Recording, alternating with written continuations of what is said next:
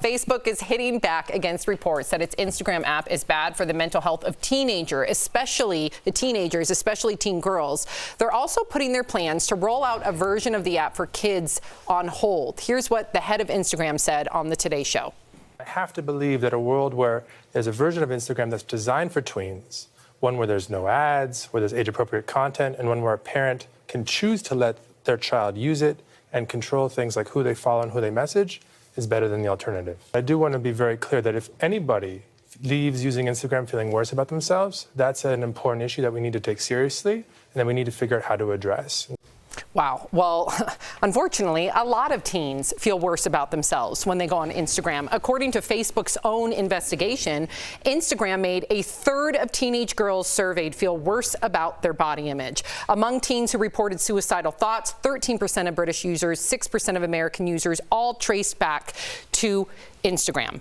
So if I end up feeling icky, which sometimes I often do, or anxious from Instagram, can you imagine how a teenager feels? Not to even forget the fact that these users, these developers, they make sure the app is as addictive as possible, because how do they make money? They make money from keeping you on. So whatever they need to do to give you dopamine, whether it's likes, whether it's different ads, whatever it may be, they're going to make sure that those teenagers stay on. So are we going to hold the people from Candy Crush to the same standard?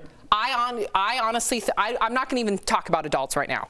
I don't think it's appropriate, and I know this is a slippery slope. It's tough. I do not think it's appropriate for teenagers to be on social apps.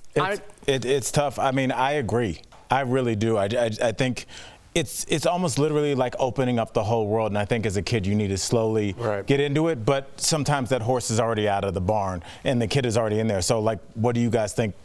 Listen, I don't think we're developed enough as human beings to handle this type of technology, right? Passed us up. It's and our brains aren't handling it, and I don't think people realize how detrimental that is to adults and especially teen girls.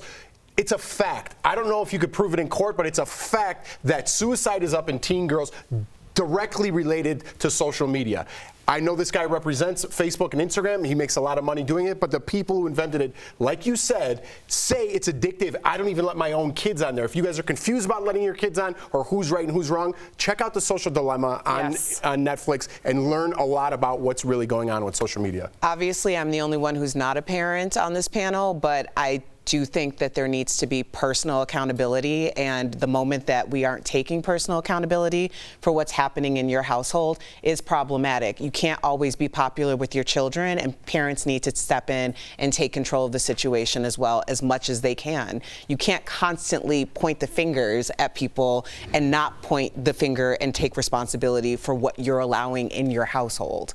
I totally agree. Absolutely. Yeah, and work on your self-esteem and playing outside and different things like that, yeah.